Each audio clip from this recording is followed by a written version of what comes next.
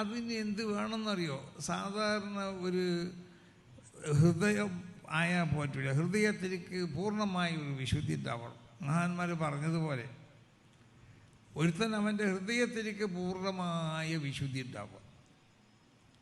മോശമായ സ്വഭാവങ്ങളിൽ നിന്ന് ഹൃദയത്തെ പൂർണ്ണമായിട്ട് അതിലെന്താക്കുക, സ്വഭാവങ്ങളെ ഹൃദയത്തിൽ നിന്ന് പൂർണ്ണമായി നിർമ്മാർജ്ജനം ചെയ്യും. അല്ലാഹു സുബ്ഹാനഹു വ തആലയിലേക്ക് അല്ലാഹി ബിൽ കുല്ലിയ, പൂർണ്ണമായിട്ട് അള്ളാഹുലേക്ക് എല്ലാം അർപ്പിക്കാം. എന്നാൽ റഅൽ മലായിക്കത്തിനെ കാണാൻ കഴിയുന്ന, വറഅൽ അംബിയാക്കന്മാരെ കാണാൻ കഴിയും. വയസ്മഉ കലാമഹും, അവരുടെ സംസാരം അവർക്ക് കേൾക്കാൻ കഴിയും.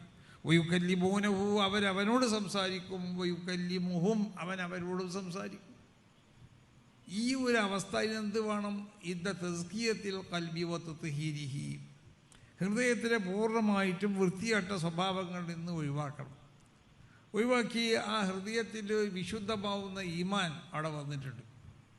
നമുക്കൊക്കെ മരിച്ചു പോകുമ്പോൾ യാ അയ്യത്തുവ നഫ്സുൽ മുത്മഇന്ന ഇർജിഇ ഇലാ റബ്ബിക റാദിയത്തൻ, അപ്പോൾ മുത്മഇന്നത്താവുന്ന ഒരു നഫ്സാവണം നമ്മുടെ നഫ്സ്. പൂർണ്ണ സംതൃപ്തിയോടുകൂടി അല്ലാഹു സുബ്ഹാനഹു വ തആലയിലേക്ക് മടങ്ങാൻ നമുക്ക് കഴിയണം. അതിനെന്ത് വേണം? ഹൃദയത്തിനെ ശുദ്ധമാക്കണം. ഹൃദയത്തിൽ വിശുദ്ധമായ ഈമാൻ വന്നു കഴിഞ്ഞാൽ, ഈമാൻ അള്ളാഹുവിൻ്റെ ഒരു നൂറാണ്.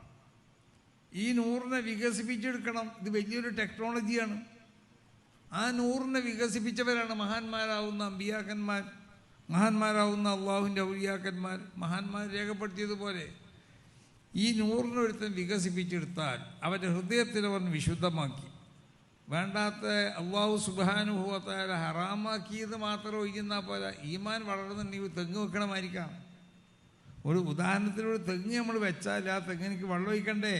അതിലേക്ക് വേണ്ട വളം ഇട്ട് കൊടുക്കണ്ടേ?